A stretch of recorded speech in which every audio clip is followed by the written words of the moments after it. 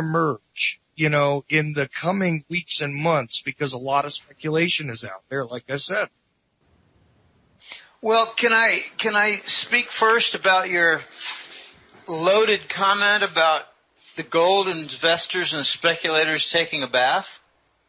Well, it wasn't my comment. I just observed that other people had made that comment. I don't know that. I actually have not looked at, I don't own any gold anymore, so I haven't taken a look at what it is at all. In fact, I figured I could get an education from you about how that's going because you understand gold extremely well. Yeah, well, there's an official COMEX gold price, and I believe that is down pretty hard since the Trump election, and I don't really refer to that as being the gold price. I refer that to being a manipulated paper contract that does not involve gold. It involves the letters GOLD, but it does not involve gold as a metal. Let me give you just a real brief couple stories. One is from The Voice, another is from a different source. Both are extremely reliable. We know about how gold is struggling to get toward or to recover to $1,200 an ounce, according to the official COMEX paper price. I use the word paper because if you have a contract with gold in the COMEX, and you ask for your delivery of gold, you put up margin, you have a contract that says the word GOLD in there, and you want to get delivery, you're not going to get any. So how can you call it a gold contract? That's why I call it a contract that has GOLD on it. Okay. Two stories. One is from The Voice.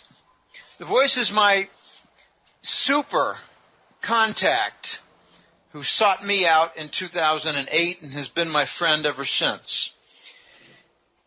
He said, if you want to buy $100 million worth of gold bars, you're going to have to pay between $2,500 and $3,000 an ounce. So I ask you, what is the gold price? Well, it would have to be what the going rate is. And if you actually buy the stuff physically, there's a difference between buying these paper contracts and actually physically buying gold, isn't there? The real price is what involves passing of gold bars across the effing table. Right. I don't give a rat's ass. I don't give a backward flying dried rat turd what the COMEX price is, because there's no passing of metal. Another story, different source. Not $100 million worth, but more like about $15 to $20 million worth in a recent transaction.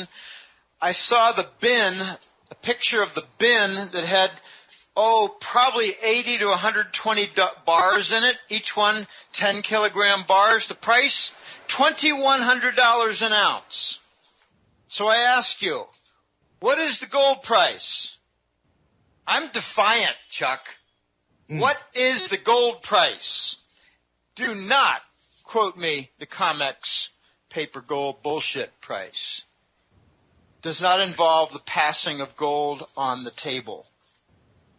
Okay, so when people say, sometimes flip, sometimes matter of fact, sometimes just ignorantly quoting a price they don't know anything about, that people are taking a bath with their investments in gold, I say to them, hardly. There's a divergence going on between the paper price and the actual physical gold bar price. We've got about an 80 to 100% premium on the bullshit paper price if you want to buy the metal. If you're content in moving paper around, you lost some money on paper. You didn't lose it on gold, you lost it on paper. Okay, that's my little preliminary story, Chuck, because the gold price is rising. Well, and isn't it fascinating that the fact that this is being trumpeted around is really part of the manipulation as well? Because first of all, they have you convinced that buying paper is buying gold, which last time I looked, they're not chemically the same thing. The other thing is that to give people the idea that this is the trend also does wind up wreaking havoc on some of the behaviors of people who are less informed that want to buy the physical metal in smaller quantities, right? Yeah, the trouble is the key word smaller quantities. You go to a gold show, you go to a gold dealer, and you say to the dealer or someone in the window, I want to buy 3 coins. I want to buy some standard mint, maples or gold eagles, I don't care. Krugerrands, whatever. You're going to hear, well, the price is, just short of $1,200 an ounce. And you fork up your money.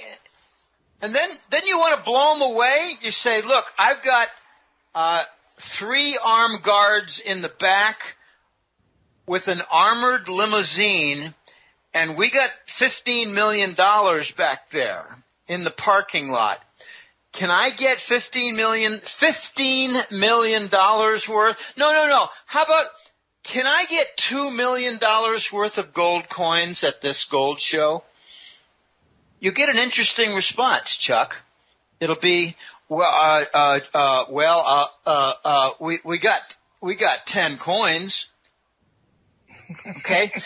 That's not the gold price. That's the manipulated paper price, and they allow a trickle to hit the floor so that you guys, not you guys, but the public, those poor sots in the public who want to buy a couple coins, they can be fooled into thinking that's the gold price. They're buying it at an extreme discount with a tremendous shortage. Okay, that's probably enough on the gold price for now. There are a lot of topics to cover, but I think that's a pretty interesting introduction that we have for your listeners, because the deception is colossal. We're told that the dollar is money when its backing is U.S. government debt. We're told that debt is money. I have a defiant question that I ask people who tell me, well, I want to buy a bunch of gold, but my girlfriend won't let me. And I say, well, why don't you grow some testicles? And he said, well, I want to buy some gold, but she wants to buy a house, and I want to buy her a ring. And I said, okay, well, if she doesn't go along with buying some gold, why don't you look for a different candidate for that ring? Okay, but here's my question that I give the guy to pose to his woman who's got him on a leash around his neck. What's the difference between money, the dollar, and legal tender?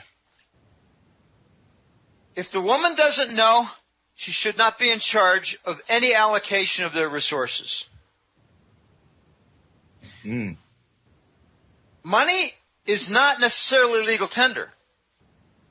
Money is gold. Money is the intrinsic, inert, exchangeable, fungible, not producible, unless you've got some nifty alchemy at your disposal, alchemy engineering.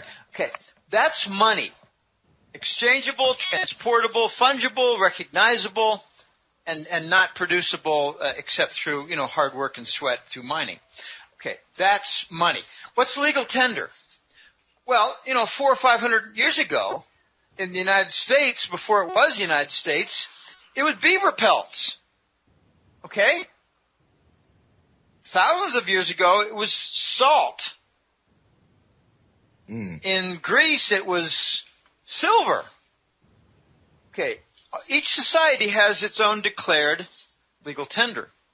And the United States is no different. We declare the dollar to be legal tender, and these silly little slugs that are coins, we declare them to be, small denominational money.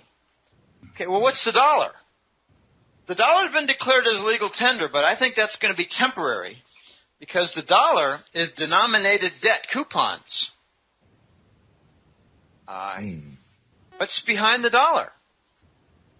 You know, it's so upside down. Germany has a problem now, Chuck, because there's too much demand for their bonds, their German Bunds. There's too much demand and there's not enough supply because they don't have enough debt. The Germans are screwing up by having a successful economy. They don't have enough trade deficit. They don't have enough government deficit. They don't have enough bonds to supply to float around as so-called money. Therefore, their interest rate's turning negative. The United States doesn't have that problem. We've got plenty of wealth. I mean, debt.